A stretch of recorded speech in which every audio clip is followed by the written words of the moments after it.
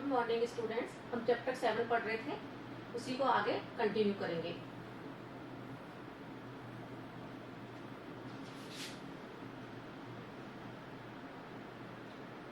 हमें यहाँ से पढ़ना है। सील्मा कंदुकेन क्रीडति। सील्मा कंदुकेन, कंदुकेन का अर्थ होता है गेंद से, क्रीडति खेलती है। सील्मा गेंद से खेलती है।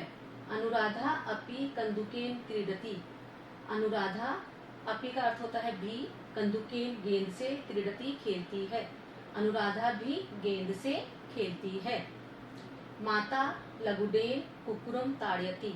माता लघुडेन मतलब डंडे से, कुकुरम कुत्ते को, ताड़यति मारती है। तो माता है वो माता डंडे से कुत्ते को मारती है। छात्रा कलमेन लिखती। छात्रा कलम से लिखती है।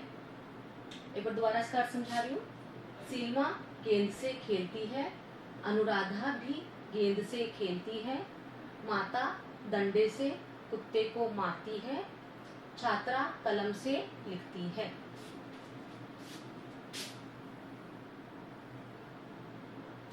उद्यमेन कार्याणि सिद्ध्यन्ति। उद्यमेन का अर्थ है परिश्रम से। हम जो मेहनत करते हैं तो परिश्रम से कार्याणि, जो हमारे जो सभी जो कार्य होते हैं, काम होते हैं, सिद्ध्यन्ति सिद्ध होते हैं, अर्थात सफल होते हैं। परिश्रम से ही कार्य सफल होते हैं। बिना मेहनत के कुछ भी नहीं मिलता है। जब तक हम परिश्रम नहीं करेंगे तो हमें उसमें सफलता नहीं मिलेगी। तो हमें सफलता प्राप्त करने के लिए हमेशा परिश्रम करना चाहिए। तो परिश्रम से ही कार्य सफल होते हैं।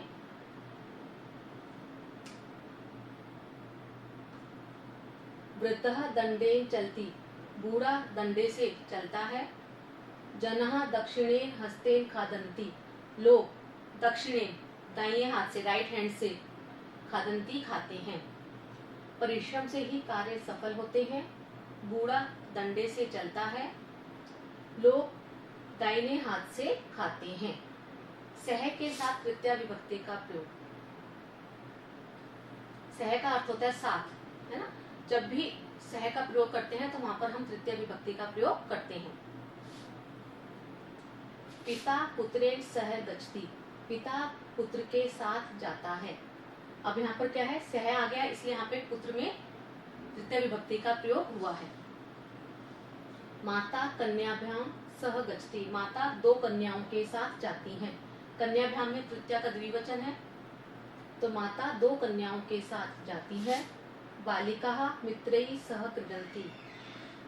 बालिकाएं, जो लड़कियां हैं बहुत सारी, मित्रैः सह, मित्रों के साथ खेलती हैं। अहम शिष्यैः सह गच्छामि। मैं शिष्यों के साथ जाता हूँ। पिता पुत्र के साथ जाता है। माता कन्याओं के साथ, दो कन्याओं के साथ जाती है।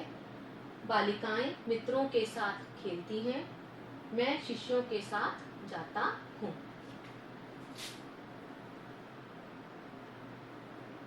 चित्रकारः तूलिकाया चित्रम अलंकरोति। चित्रकारः, जो चित्रकार होता है, पेंटर होता है, चित्रकार तूलिकाया, ब्रश से। अब तूलिका शब्द स्त्रीलिंग है यहाँ पर, इसलिए स्त्रीलिंग में आया तृतीया का एक वचन। चित्रम, चित्र को, अलंकरोति, अलंकृत करता है, सजाता है, डेकोरेट करता है। तो चित्रकार ब्रश से चित्र को सजाता है। मानवः नासिकाया गंधम जिगरति। मानव नाक से गंध सूंघता है। गंध मतलब स्मेल, जो भी हम स्मेल लेते हैं किससे करते हैं, नाक से। तो मानव नाक से गंध सूंघता है। ललना लज्जया बिना न विभाति। ललना मतलब स्त्री, औरत, लज्जा के बिना शोभा नहीं पाती है। किरणै बिना सूर्य न शोभते। किरणों के बिना सूर्य की शोभा नहीं होती है। जो सूर्य है उसकी शोभा किससे, उसकी किरणों से। तो किरणों के बिना सूर्य की शोभा नहीं है। जलेन बिना कूपम न विभाति।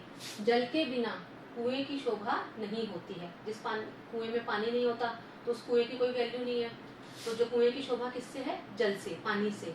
तो जल के बिना कुआं शोभा नहीं पाता है। कमलई बिना तड़ागा ना शोभते। कमलों के बिना, तड़ागा मतलब तालाब, ना शोभते, शोभा नहीं पाता है। तो तालाब की शोभा किससे होती है, कमलों से। जिस तालाब में कमल होते हैं, कमल के फूल खिले होते हैं, तो उस तालाब की क्या है, वैल्यू ज्यादा बढ़ जाती है।